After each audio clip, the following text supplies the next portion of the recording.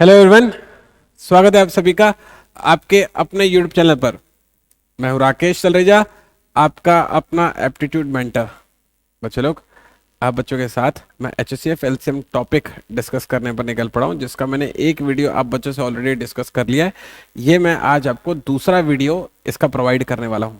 जिन बच्चों ने HCF LCM का पहला वीडियो नहीं देखा होगा, मेरी सलाह उनके लिए ये है कि आप पहले फर्स्ट वाला वीडियो देख कर आइएगा, उसके बाद ये सेकंड वाले वीडियो को रन कीजिएगा, क्योंकि फर्स्ट वाले वीडियो मैंने आपको बेसिक बताए हुए हैं, जिसको मैं सेकंड वाले वीडियो में डायरेक्ट यूज करने वाला हूँ। तो मेरी सलाह यह है कि सारी चीजें छोड़कर पहले 1 देखिए, फिर 2 देखिए, फिर कल 3 आएगा उसे देखिएगा, आपका HCF LCM in and out complete हो जाएगा। ठीक है, चलिए फटाक से क्वेश्चन देखते हैं। इस वाले चैनल को, इस वाले लेक्चर को आपके लिए प्रेजेंट करने वाला हूं मैं राकेश तलरेजा, जो आपके हॉस्टल वार्डन, CGPSC, व्यापम में आने वाले सभी एग्जाम्स के लिए बहुत ही ज्यादा इंपॉर्टेंट है। ये रहा आपके लिए स्क्रीन पर सवाल नंबर 1। इत्मीनान से सुनते हैं कि क्वेश्चन नंबर 1 क्या कहता है। क्वेश्चन 1 पे लिखा हुआ है, दो संख्याओं का गुणनफल 130 है। यदि उनका HCF जो है 6 हो, तो आपसे वो पूछ रहा है कि उसका LCM क्या होगा। अब जरा बात को समझिए, यहां पर मुझे ना दो संख्या जिनका गुणनफल गिवन है, तो मेरे को ना एक कंसेप्ट पता होना चाहिए जो कि मैं इस वाले क्वेश्चन पर यूज करने वाला हूं। कंसेप्ट क्या होता है? कंसेप्ट होता है दो संख्याओं का गुणनफल, यानी कि प्रोडक्ट ऑफ टू नंबर, दो संख्याओं का गुणनफल इज इक्वल टू, दो संख्याओं का गुणनफल is equal to HCF into LCM। ये दरअसल वो कंसेप्ट है जो इस वाले क्वेश्चन में अप्लाई होगा, और इस वाले कंसेप्ट पर हमारे एग्जाम में हमेशा से क्वेश्चंस भी पूछे गए हैं।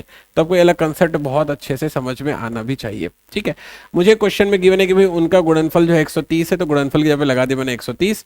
HCF मुझे गिवन है, लगा दिया मैंने 6, और LCM मुझसे पूछ रहा तो मैंने लिख दिया LCM। तो जैसे मैं इसको सॉल्व करने जाऊंगा तो LCM इज इक्वल टू हो जाएगा 130 बटे में 6। ठीक है, यहां तक आइडिया एक्सेप्टेड है।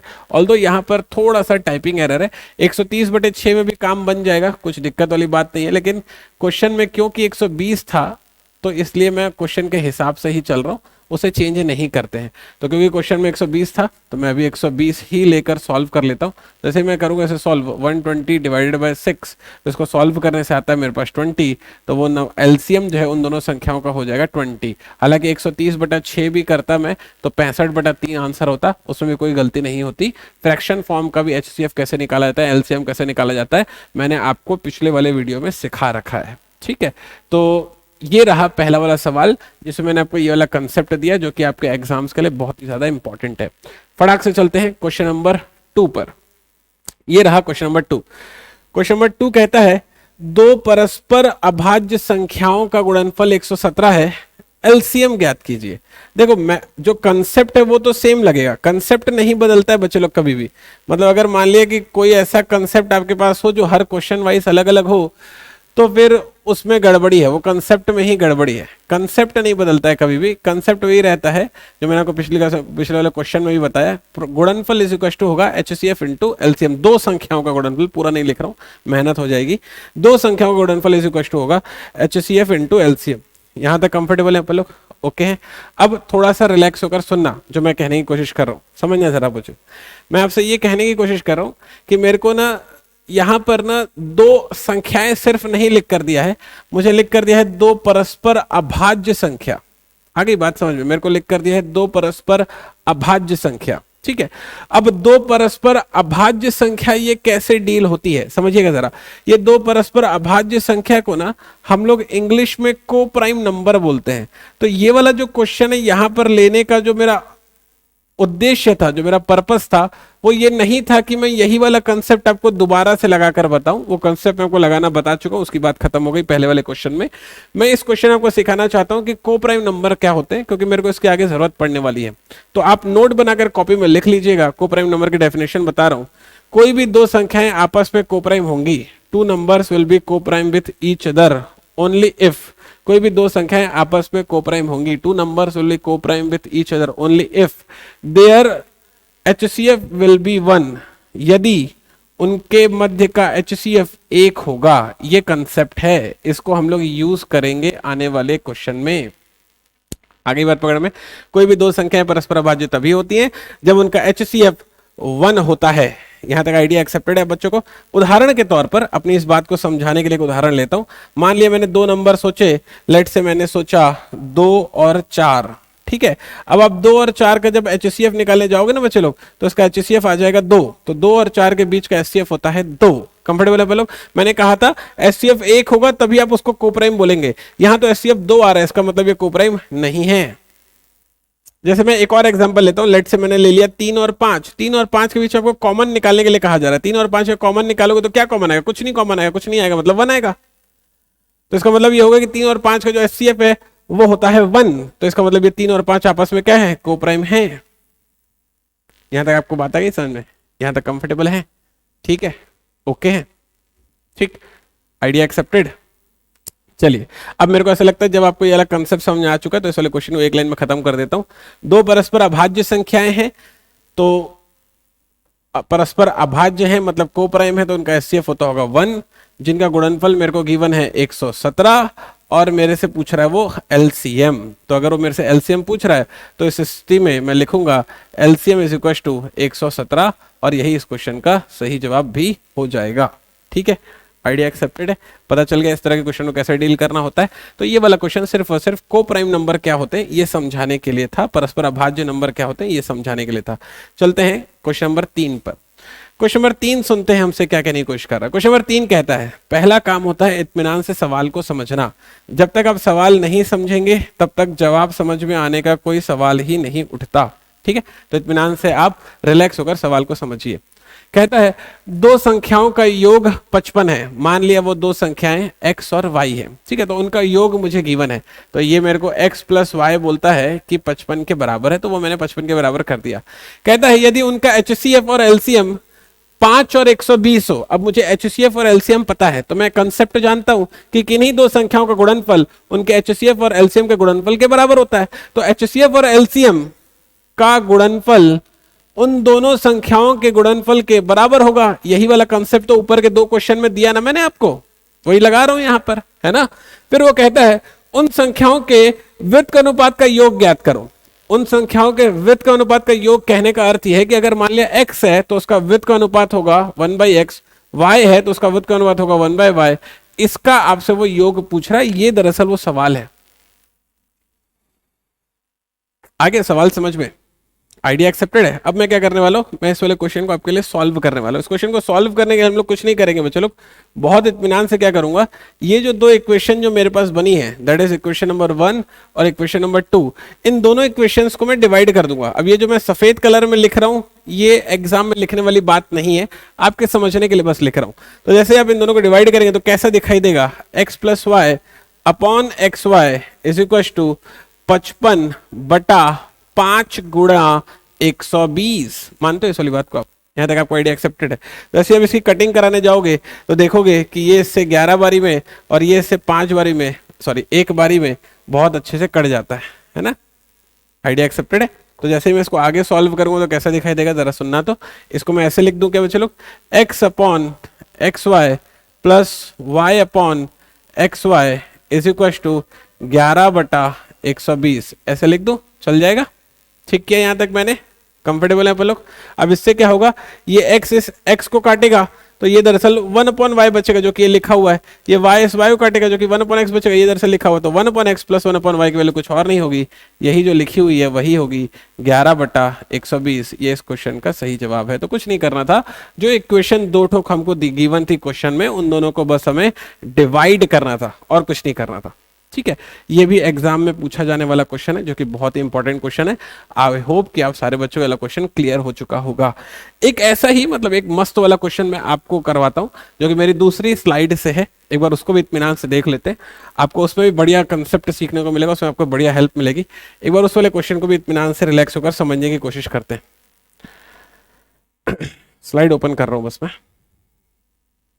ये लिखा हुआ है क्वेश्चन, कहता है 2 संख्याओं का गुणनफल 7168 है एवं उनका मस 16 है, तो संख्याएं क्या होंगी। ये वो सारे क्वेश्चंस हैं जो हम लोग रेगुलर क्लास में बच्चों से डिस्कस कर रहे होते हैं, और हमारी रेगुलर क्लास में CGPSC कम व्यापम के लिए जो एनरोलमेंट है वो अभी भी ओपन है।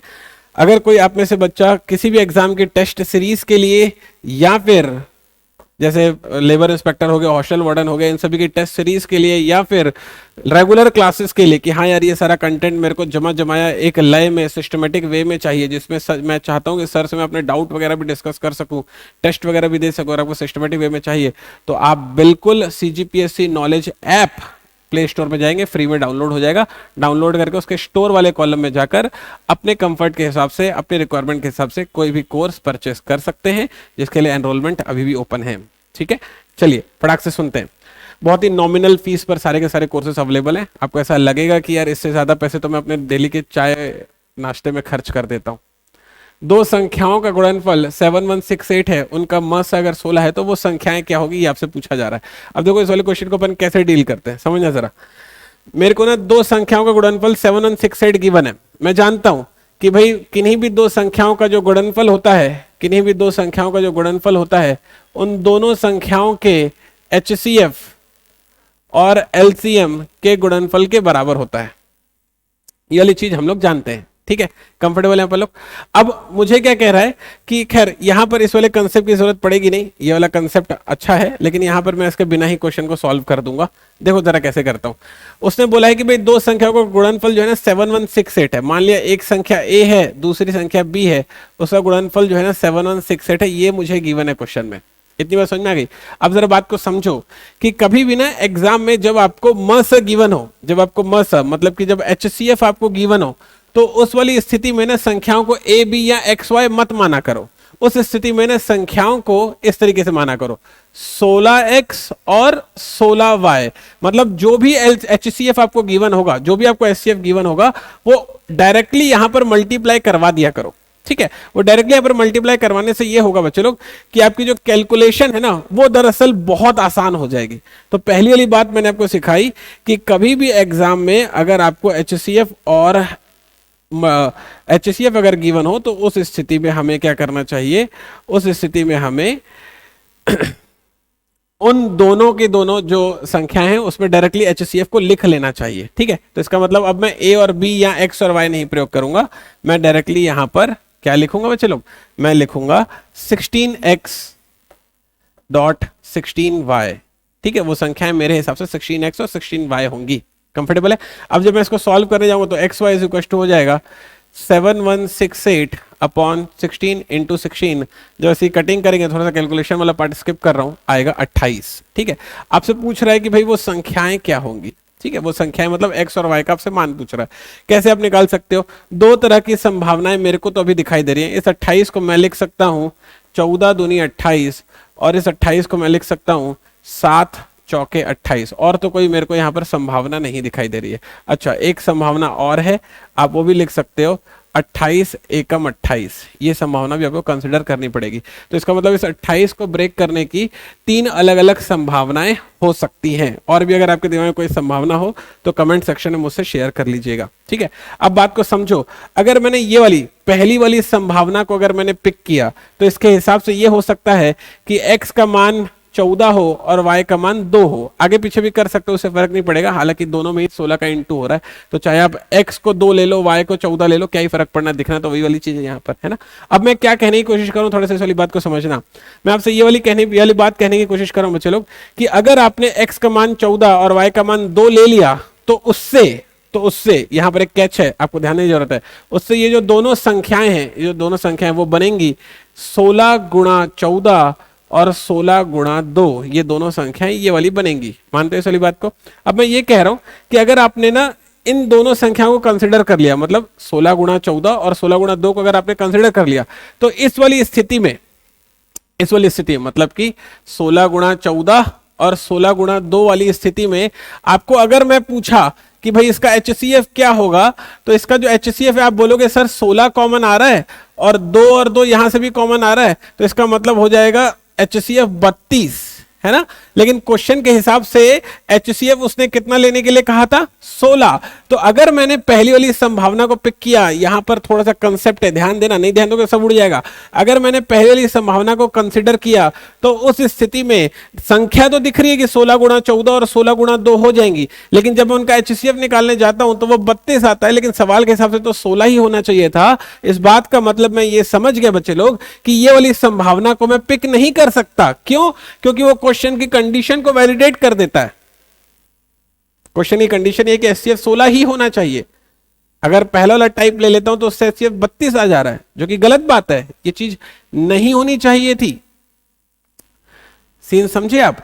तो इसका मतलब पहला वाला केस जो है नॉट एक्सेप्टेबल होगा, कंफर्टेबल है। लेकिन अगर मैं वहीं दूसरा वाला केस लेता हूं, ये है सेकंड नंबर वाला केस। सेकंड नंबर वाले केस में अगर आप थोड़ा सा गौर फरमाएंगे तो आपको दिखाई देगा कि x का मान हो सकता है 7, तो y का मान हो सकता है 4। अब आपने यहां पर x और y का मान अगर पुट किया तो ये हो जाएगा 16 गुणा 7 और हो जाएगा 16 गुणा 4। और अब मैं इन दोनों संख्याओं से अगर आपको HCF निकालने के लिए कहूंगा तो आप बोलोगे सर HCF तो 16 ही आ रहा है, इसमें कॉमन तो 16 ही है। एग्री करते हो? इसमें HCF तो 16 ही आएगा। इसका मतलब ये क्वेश्चन की कंडीशन को वैलिडेट कर रहा है। इसका मतलब ये है कि ये वाला जो प्रकार है, ये वाला जो संभावना है, ये स्वीकार्य है। बात को समझ रहे हो आप? क्यों? क्योंकि इसमें HCF क्वेश्चन के हिसाब से 16 ही रहा, इसमें HCF क्वेश्चन के हिसाब से बदल गया, 32 हो गया, इसलिए ये वाला स्वीकार नहीं किया, ये वाला स्वीकार कर लिया। अब मेरे को पेपर में लेकिन कैसे समझ में आएगा? ऐसे बैठ बैठ कर मैं HCF निकाल निकाल के देखता रहूंगा क्या कि कहां पर मेरे को उसको स्वीकार करना है, कहां पर उसको स्वीकार नहीं करना है? ये एकदम बेसिक तरीका है। लेकिन मैंने इस वाले ही वीडियो लेक्चर में आपको एक कंसेप्ट दिया था, वो कंसेप्ट था बच्चे लोग को प्राइम नंबर वाला। तो अगर कभी इस तरह का क्वेश्चन है पेपर में, जो कि आएगा, इंपॉर्टेंट है, अगर कभी इस तरह का क्वेश्चन है पेपर में, तो आप उस वाली स्थिति में क्या करेंगे, हमेशा सिर्फ और सिर्फ ये देखेंगे कि कौन कौन सा जोड़ा को प्राइम हो रहा है। जो जो जोड़ा को प्राइम होगा उसे सेलेक्ट कर लेना, जो जो जोड़ा को प्राइम नहीं हो रहा होगा उसे छोड़ देना। आगे बात समझ में?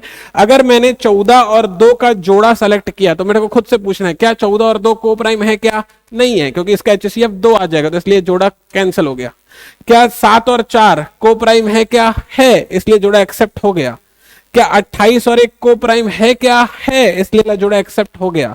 तो संख्याएं क्या क्या आ सकती हैं? संख्याएं आ सकती हैं, एक तो आप 7 और 4 चूज करोगे तो 16 गुणा 7 और 16 गुणा 4, ठीक है। और दूसरा आप 28 और 1 चूज करोगे तो 16 गुणा 28 और 16 गुणा 1। ये वो संख्याएं आ सकती हैं। आगे बात पकड़ में, यहां तक कंफर्टेबल है सारे बच्चे लोग? पता चला इसको कैसे डील करना था, ठीक है।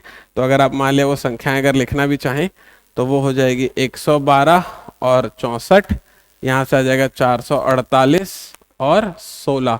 ये जहां पर ऑप्शन में दिखे ये इसका सही जवाब होगा, ठीक है। ये संख्याएं संभव हैं, ये संख्याएं संभव है, ठीक है। ये बहुत ही इंपॉर्टेंट क्वेश्चन है। ऐसे क्वेश्चन HCF LCM के हमेशा पेपर में आते हैं एंड आई एम श्योर आप इस वाले क्वेश्चन को लेकर एकदम क्लियर होंगे। चलते हैं हमारे नेक्स्ट वाले क्वेश्चन की तरफ, अपनी पुरानी वाली स्लाइड में। ये वाला क्वेश्चन मैंने आपको अभी भी सॉल्व करके बता दिया था।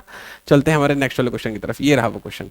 क्वेश्चन में कहता है बच्चों लोग, 3 दोस्त हैं, एक गोलाकार मैदान के चारों ओर चक्कर लगा रहे हैं। वे क्रमशः 8, 18, 15 सेकंड में एक चक्कर लगा लेते हैं। तो आपसे पूछ रहा है कि कितने मिनट में वे स्टार्टिंग पॉइंट पर फिर से मिलेंगे। अच्छा, तो एक बार क्वेश्चन क्या है इत्मीनान से समझ लो। पहले क्वेश्चन को समझा देता हूँ। 3 दोस्त हैं भाई, एक वृत्ताकार मैदान है उनके पास, ठीक है। ये रहे 3 दोस्त जिनके पास में एक वृत्ताकार मैदान है, ठीक है। अब ये 3 दोस्त हैं A, B और C, ठीक है। ये तीनों क्या कर रहे हैं, वृत्ताकार मैदान के चारों तरफ चक्कर लगा रहे हैं। आगे बात समझ में?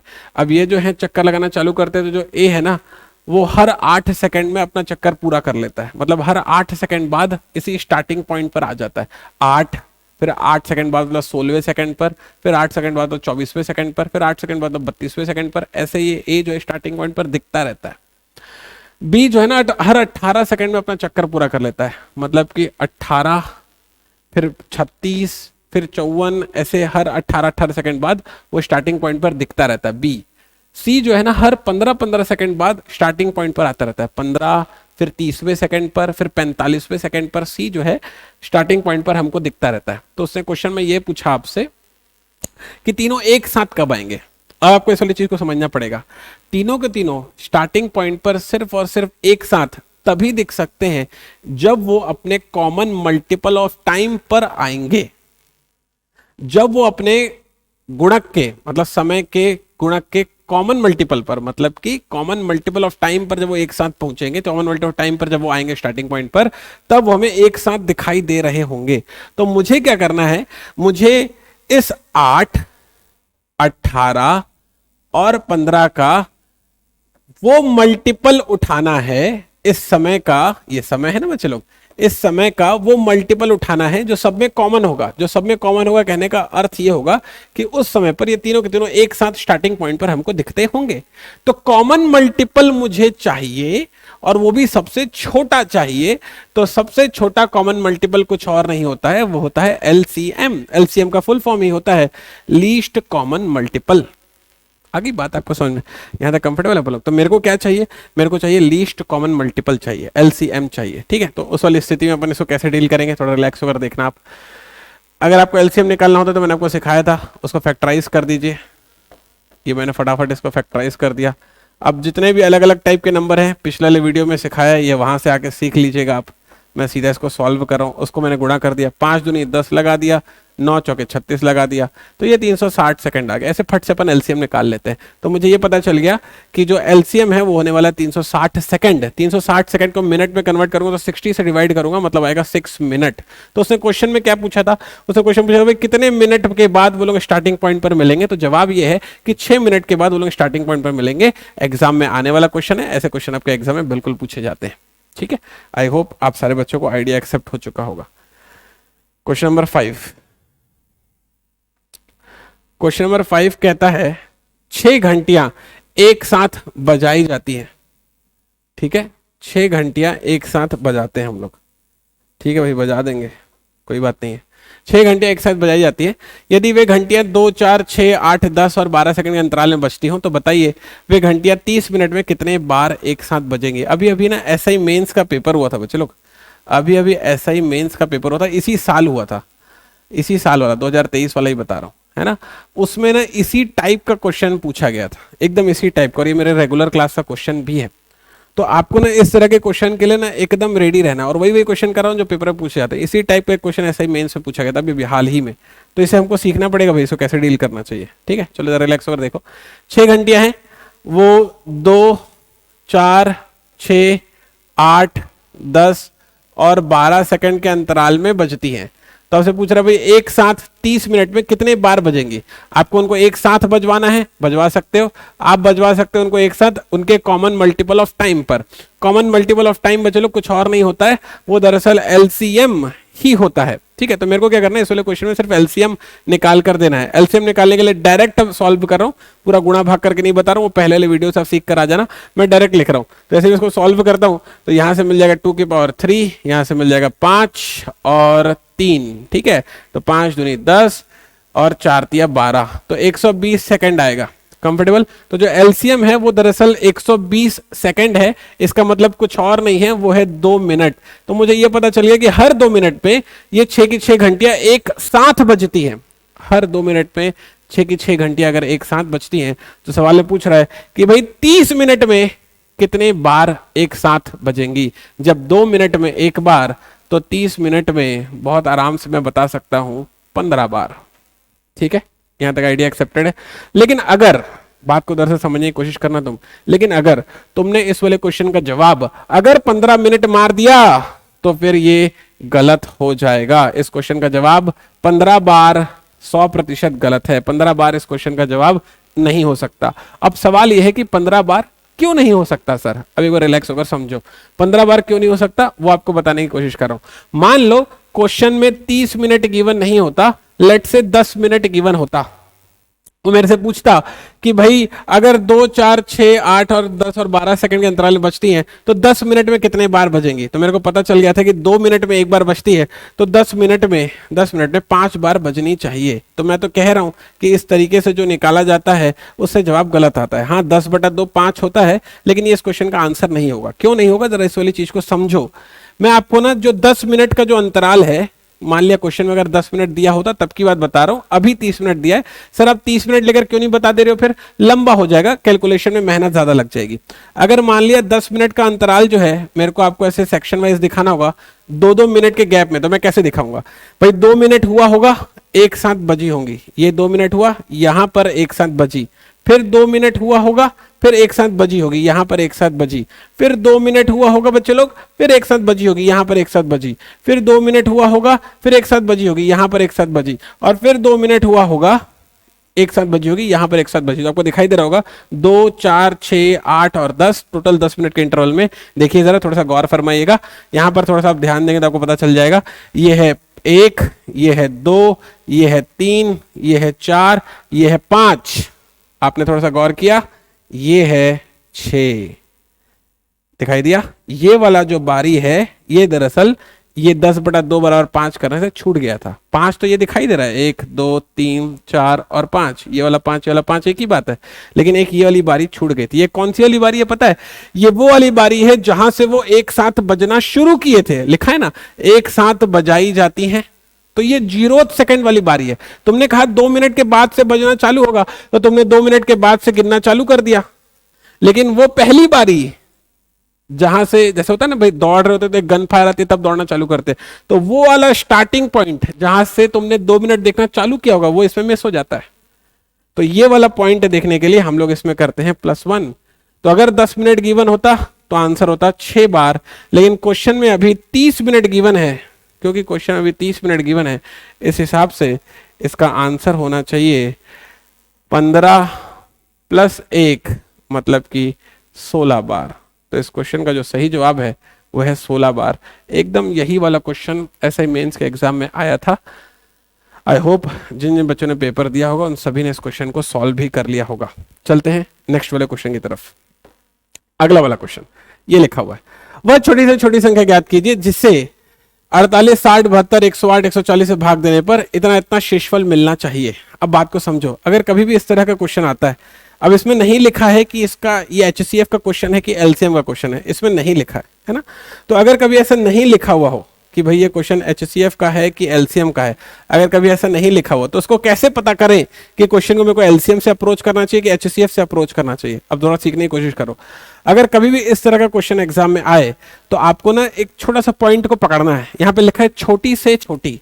अब आप समझो कि जो LCM है ना उसका फुल फॉर्म होता है बच्चे लोग लीस्ट कॉमन मल्टीपल। तो ये बात मानते हो, ये जो लीस्ट है अगर उसका हिंदी आपसे पूछूंगा तो उसका मतलब है यही बोलोगे, छोटे से छोटा। तो इससे मैं क्रैक कर गया क्योंकि क्वेश्चन में छोटी से छोटी पूछ रहा है और LCM में L का मतलब लीस्ट होता है, इसका मतलब इस सवाल में मेरे से कुछ और नहीं LCM पूछ रहा होगा। मैं इसे क्रैक कर गया। तो ऐसे आपको डिसाइड करना है कि जो एग्जाम में क्वेश्चन पूछा गया वो किस लेवल का या किस टाइप का क्वेश्चन है। तो मेरे लिए LCM का क्वेश्चन है, मैं इसे क्रैक कर लेता हूं। अब जब मैंने डिसाइड कर लिया कि ये जो क्वेश्चन मेरे से इन्होंने पूछा है ये LCM का इन्होंने क्वेश्चन पूछा है, अगर मैंने डिसाइड कर लिया तो इस LCM के क्वेश्चन को सॉल्व करने के लिए मैं क्या करूंगा, जरा समझना इस वाली बात को। मैं देखूंगा कि भाई रिमाइंडर की क्या स्थिति है। अभी इसके पहले जो मैंने 2 क्वेश्चन करवाए थे जिसमें एक गोल वाले मैदान में दौड़ रहे थे लोग, घंटी वहां बजा रहे थे लोग, तो वो उस वाले क्वेश्चन में जो रिमाइंडर था वो दरअसल 0 था, कहीं कुछ बच रहा था। लेकिन आप अगर अभी देखोगे तो यहां पर रिमाइंडर मुझे दिखाई दे रहा है। तो कभी भी जब आपने डिसाइड कर लिया कि क्वेश्चन LCM का है या HCF का है तो उसमें 2 तरह की स्थिति बन सकती है, या तो रिमाइंडर 0 होगा या तो रिमाइंडर 0 नहीं होगा। अभी घंटियों वाले क्वेश्चन में और वो गोलाकार मैदान वाले क्वेश्चन में रिमाइंडर 0 था, तो हम लोग ने सीधा सीधा LCM निकाला था और वही उस वाले क्वेश्चन का आंसर हो भी गया था। तो अगर रिमाइंडर 0 हो तो सीधा LCM निकालो, वो आंसर हो जाए। लेकिन अगर रिमाइंडर 0 नहीं हो, जैसे अभी 0 नहीं है, तो उस वाली स्थिति में 2 परिस्थितियां हो सकती हैं, या तो रिमाइंडर सेम होगा बच्चे लोग या तो रिमाइंडर डिफरेंट होगा। तो ये जो क्वेश्चन है अभी जो मेरे सामने लिखा हुआ है ये दरअसल डिफरेंट रिमाइंडर वाला क्वेश्चन है।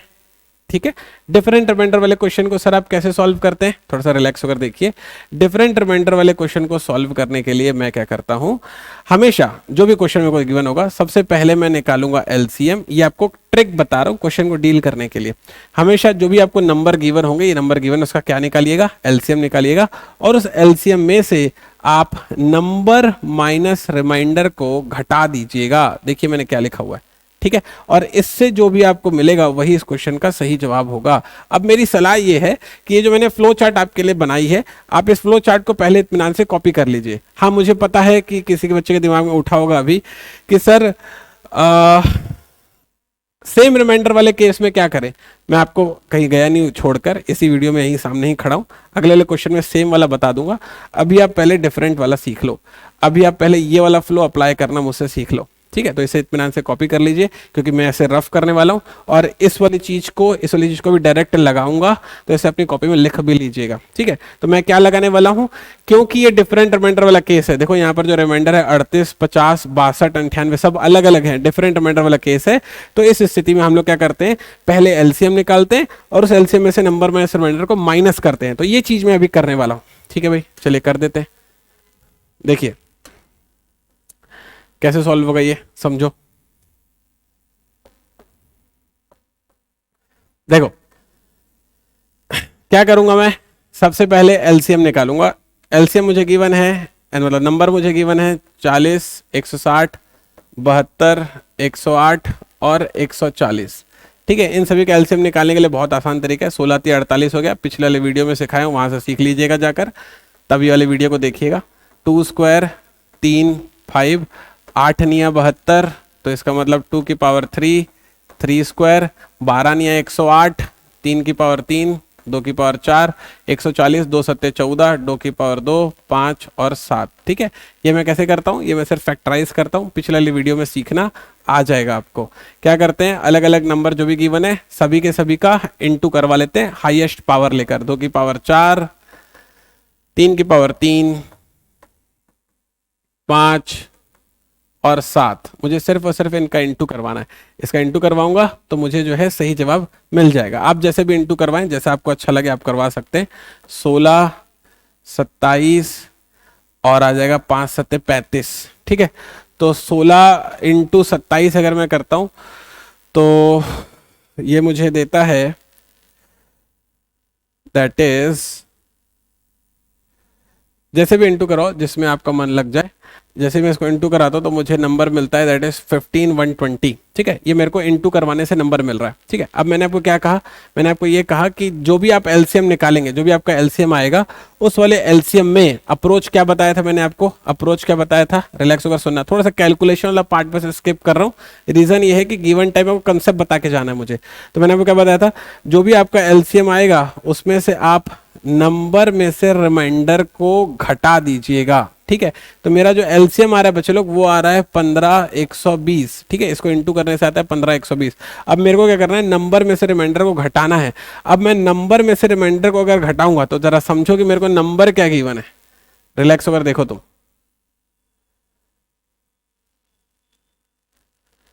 हाँ, मुझे ये दरअसल नंबर गिवन है, ठीक है। और रिमाइंडर क्या गिवन है, रिमाइंडर मुझे ये गिवन है, ये रहा 38, 50, 62, 98 और 130। अब जब मैं नंबर माइनस रिमाइंडर करने जाता हूं तो थोड़ा सा आप गौर फरमाइएगा। 48 में से 38 गया 10, 10, 10, 10, 10, तो मुझे ये दिखाई देता है कि नंबर माइनस रिमाइंडर करने से मेरे पास 10, 10, 10, 10, 10 बच रहा है। अब जरा बात को समझो, 10, 10, 10 को 5 बार मत घटा के बैठ जाना। अरे भाई, जो 15,120 आ रहा है वो तो एलसीएम इन सभी का है ना, तो जो 10 आ रहा है वो ओवरऑल हर एक नंबर को उसके रिमाइंडर से माइनस करने से आ रहा है। तो इसीलिए एक ही बार 10 में से माइनस होगा, क्योंकि एलसीएम इन सभी का है, एक एक अलग अलग का नहीं है। आ गई बात समझ में। तो जैसे आप 15 में से 120 को माइनस करते हैं तो आता है आपको 15,110। देख लेना, अगर थोड़ा कैलकुलेशन आगे पीछे हुआ होगा तो मेथड समझ लो इत्मीनान से। तो जिसका सही आंसर होने वाला है वो आने वाला है 15,110। ये इस क्वेश्चन का करेक्ट आंसर है। इन क्वेश्चंस को इस तरीके से डील करते हैं। इंपॉर्टेंट क्वेश्चन है, ऐसे क्वेश्चन आपके एग्जाम में आएंगे। फ्लो चार्ट से मैंने आपको बताया कि इसको कैसे डील किया जाता है, ठीक है। चलिए चलते हैं नेक्स्ट वाले क्वेश्चन की तरफ। Question number 7। क्वेश्चन नंबर 7 कहता है बच्चों लोग, वह छोटी से छोटी संख्या ज्ञात कीजिए जिसे 12, 16, 18, 21, 28 से भाग देने पर समान शेषफल प्राप्त होना चाहिए। अब जरा बात को समझो, मेरे को क्या बोल रहा है कि मेरे को इस वाले क्वेश्चन में वो बोल रहा है कि भैया आपको समान शेषफल मिल जाना चाहिए। समझ गए, क्वेश्चन में बोल रहा है कि हमको समान शेषफल चाहिए, ठीक है। तो अब जरा चीजों को सीखने की कोशिश करो, कैसे मैं इस वाले क्वेश्चन को एग्जाम में अप्रोच कर सकता हूं, क्या अप्रोच होना चाहिए मेरा। क्योंकि क्वेश्चन में पूछ रहा है छोटी से छोटी, तो कभी भी अगर क्वेश्चन में छोटी से छोटी पूछेगा तो मैं डिसाइड कर लूंगा कि एलसीएम का क्वेश्चन है, क्योंकि एलसीएम में एल का मतलब लीस्ट, जिसका शाब्दिक अर्थ छोटी से छोटी ही होता है। तो मैंने छोटी से छोटी देखकर डिसाइड कर लिया कि जो क्वेश्चन है ये मेरे लिए एलसीएम का सवाल है। यहां तक कंफर्टेबल है अपन लोग, आइडिया एक्सेप्टेड है। अब क्या करेंगे सर आप, एलसीएम का सवाल है तो एक बार फ्लो चार्ट को पूरा फिर से बना के दे देता हूं। देखूंगा कि रिमाइंडर 0 है या 0 नहीं है। अगर रिमाइंडर 0 होगा तो सीधा एलसीएम निकाल दूंगा, वही उसका आंसर होगा, जैसे वो घंटी और गोलाकार मैदान वाला क्वेश्चन था। अगर रिमाइंडर 0 नहीं होगा तो उसमें देखूंगा कि दो परिस्थितियां होंगी, या तो रिमाइंडर सेम होगा या तो रिमाइंडर डिफरेंट होगा। अभी जैसे इसके पहले वाला जो क्वेश्चन था डिफरेंट रिमाइंडर वाला केस था, उसके लिए क्या बोला करने के लिए, एलसीएम निकाल लेना और उस एलसीएम में से नंबर माइनस रिमाइंडर को घटा देना, यही बोला था करने के लिए, और जो भी आया था अपना आंसर भी हो गया था। लेकिन अगर कभी सेम रिमाइंडर वाला क्वेश्चन आ जाए, जैसे ये सेम रिमाइंडर वाला क्वेश्चन है, तो सेम रिमाइंडर वाले क्वेश्चन में क्या करना, पहले आप एलसीएम निकालना, जैसे यहां भी एलसीएम निकालते वैसे एलसीएम ही निकालना, और एलसीएम निकालने के बाद जो भी रिमाइंडर होगा उसको उसमें जोड़ देना, और वही उसका फाइनल आंसर हो जाएगा। तो अब मैं आपको ये वाला फ्लो एक्सप्लेन करने वाला हूं, ये वाला फ्लो मैं आपको एक्सप्लेन करने वाला हूं, ठीक है। तो इस फ्लो चार्ट को पूरा एक जगह एक साथ बना लीजिएगा और फिर थोड़ा रिलैक्स होकर सीखने की कोशिश कीजिएगा, समझ गए। तो अब मैं आपको इतना पोर्शन इस वाले क्वेश्चन में अप्लाई करना सिखाऊंगा, इसे कॉपी कर लीजिए, मुझे इसे हटाना पड़ेगा, और फिर देखिएगा इसको कैसे यूज किया जाता है। चलिए, आई होप कि आपने कॉपी कर लिया होगा। कहता है वो छोटी से छोटी संख्या ज्ञात कीजिए, क्योंकि उसने छोटी से छोटी पूछा, इसका मतलब मैं समझ गया कि उसने कुछ और नहीं पूछा है, उसने मेरे से एलसीएम ही पूछा है। तो ये जो क्वेश्चन है मेरे लिए एलसीएम का क्वेश्चन है। किसका एलसीएम निकालना है, 12, 16, 18, 21 और 28, इसका मुझे एलसीएम निकालना है, ठीक है। तो जैसे ही मैं इसका एलसीएम निकालने जाऊंगा, तो एलसीएम निकालने के लिए बताया था बड़ी बड़ी पावर, अलग अलग नंबर, इनटू 2 की पावर 4, 9 दूनी 18 आएगा तो 3 की घात 2 भी हो जाएगा, 7 या 21 हो जाएगा, हो गया। इतना ही बस यहाँ से मिल सकता है और कुछ नहीं मिल सकता है, ठीक है। तो जैसे मैं इसको सॉल्व करता हूँ, तो इसको इनटू करना बोलता है 16 निया हो जाएगा मेरे पास 144, और 144 में जब मैं इनटू कर देता हूँ 7 का, तो मुझे मिलता है 1008। तो आप बस मैं कैलकुलेशन वाला पोर्शन स्किप कर रहा हूँ, बाकी कंसेप्ट आप समझते चलिएगा। कोई भी कैलकुलेशन पोर्शन को स्किप करते हैं सर, क्योंकि मेरे को पता है वो आप कर लोगे, गुणा ही करना है। मैं चाहता हूँ कि आपका समय बचाऊं, ठीक है। तो मेरे पास एलसीएम आ गया 1008, ठीक है। तो मेरे को क्या बोल रहा है, अभी 1008 वो नंबर है जो इन सबसे बहुत अच्छे से कट जाता है। मेरे को बोल रहा है कटवाना मत, शेषफल बचा के लाना। कितना बचा के लाना, 7 बचा के लाना। भाई अभी 12 को 1008 को 12 से काटूंगा तो भग भग पूरा कट जाएगा, लेकिन मेरे को कटवाना नहीं है, 7 बचाना है। तो 7 कब बचेगा, 7 तब बचेगा ना जब जो भी आपका एलसीएम आया है उसमें आप उस 7 को ऐड कर दोगे। तो एलसीएम में आप रिमाइंडर को ऐड कर दो, तो 1008 में आप 7 को ऐड कर दोगे तो आएगा 1015। अभी 12 जो है इससे बहुत अच्छे से कट जाता था, अभी इसको ऐसे 12 से काटने जाओगे तो 7 क्योंकि एक्स्ट्रा है तो 7 हमेशा बचता रहेगा। तो इसका मतलब ये होगा कि 1015 उसका सही जवाब हो गया। कंफर्टेबल है आप लोग, तो 1015 इस क्वेश्चन का सही जवाब है। इन क्वेश्चंस को इस तरीके से डील किया जाता है। आई होप आप बच्चों को क्लियर हुआ होगा कि कैसे इस तरह के सवाल बनाए जाते हैं, ठीक है। कंफर्टेबल है यहाँ तक सारे बच्चे लोग। चलिए चलते हैं क्वेश्चन नंबर 8 में। क्वेश्चन नंबर 8 में कह रहा है मुझसे, क्वेश्चन नंबर 8 में क्या कह रहा है जरा सुनना इत्मीनान से। क्वेश्चन नंबर 8 में कह रहा है वह बड़ी से बड़ी संख्या ज्ञात कीजिए जो 1920, 640 और 1320 को पूरी तरह से विभाजित कर दे। इत्मीनान से एक बार रिलैक्स होकर क्वेश्चन को समझो और उसके बाद फिर सॉल्यूशन को देखना। क्वेश्चन में इस बार साफ साफ लिखा है बच्चे लोग, बड़ी से बड़ी संख्या ज्ञात कीजिए। मैं अभी अभी आपको सिखाया था, जब छोटी से छोटी बोलता है तो हम लोग एलसीएम निकालते हैं। क्यों? क्योंकि उसमें एल का मतलब लीस्ट, जिसका शाब्दिक अर्थ छोटे से छोटा होता है। अभी वो बड़ी से बड़ी बोल रहा है, तो अब मैं इसमें आप खुद सोचो क्या निकाल के दूंगा उसको। हाँ, आप एकदम सही समझे, मैं इसमें उसको HCF निकाल कर दूंगा, ठीक है। HCF क्यों निकाल कर देंगे सर आप? क्योंकि वो उसने बड़ी से बड़ी पूछा और उसमें HCF में H का मतलब ही होता है हाईएस्ट कॉमन फैक्टर। पिछले वीडियो में जाकर देखना HCF कैसे डिटेल में निकाला जाता है, मैंने आपको निकालना भी सिखाया है, इस पे शॉर्ट ट्रिक भी दूंगा। तो मेरे से इस वाले क्वेश्चन में उसने पूछा है कि HCF क्या होगा, बस वो बता दो। समझ गए आप? HCF क्यों पता चला मेरे को? तो उसने बोला बड़ी से बड़ी, और HCF में H का मतलब होता है हाईएस्ट, जिसका शाब्दिक अर्थ बड़े से बड़ा ही होता है, ठीक है। अब जैसे मैं इस वाले क्वेश्चन को सॉल्व करने जाता हूं, तो मेरे को क्या करना है, मेरे को 1920, 640 और 1320 का सिर्फ और सिर्फ HCF निकाल कर देना है बस। HCF उसका सही जवाब हो जाएगा। कंफर्टेबल है? किसी बच्चों को डाउट है कि मैंने HCF ही क्यों निकालना है? क्लियर है यहां तक? अब जरा चीज को समझो, अगर कभी इस तरह का क्वेश्चन एग्जाम में आए, अब पिछले वाले वीडियो में मैंने आपको सिखाया था कि फैक्टराइज कर दो और कॉमन निकाल दो, क्योंकि HCF का मतलब होता है हाईएस्ट कॉमन फैक्टर। फैक्टराइज करो, कॉमन निकाल दो, तुम्हारा काम बन जाएगा। लेकिन समझना तो इस वाली बात को, लेकिन अगर कभी एग्जाम में, सुनना तुम्हें से, अगर कभी एग्जाम में इतने बड़े बड़े नंबर आए तो उनका मैं HCF कैसे निकालूंगा सर? अगर कभी एग्जाम में ऐसे बड़े बड़े क्वेश्चन है तो उनका HCF निकालने के लिए आप क्या करेंगे? एक ट्रिक बता रहा हूं, उस ट्रिक को आप यूज करेंगे। ठीक है?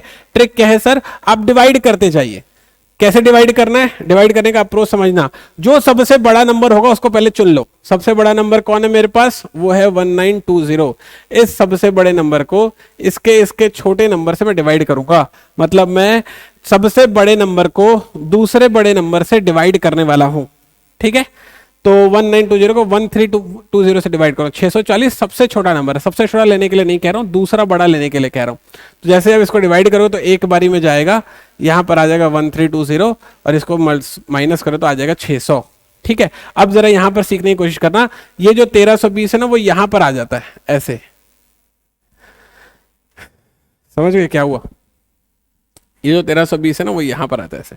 देखो ये ट्रिक है, ये ऐसे आ जाता है। ठीक है? अब आप इसको इससे डिवाइड करो तो ऐसे इसको काटूंगा, दो बारी में जाएगा 1200, तो बचेगा 120। अब देखना जरा कैसे होता है, वो 600 यहां आ जाएगा ऐसे। समझ पा रहे हो कैसे कर रहा हूं मैं? वो 600 इधर आ गया, तो अब 5 बारी में जाएगा, तो अब ये पूरा का पूरा 600 साफ हो गया। अब ये जो बचा आपके पास, ये जो बचा आपके पास, ये जो बचा, अब इसको क्या करना, इस तीसरे वाले नंबर से डिवाइड करवाना। मतलब कि अब मैं इस 120 को, अब मैं इस 120 को इस तीसरे वाले नंबर से डिवाइड करवाने वाला हूं, 640 से। यहां पे करता हूं, वहां पे नहीं तो गड़बड़ हो जाएगा। इस 120 को इस 640 से डिवाइड करवाने वाला हूं। ठीक है?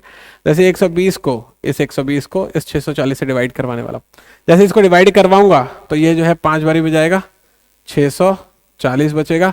अब तुम खुद सोचो मुझे क्या करना चाहिए? ये 120 को इससे डिवाइड करवा देना चाहिए।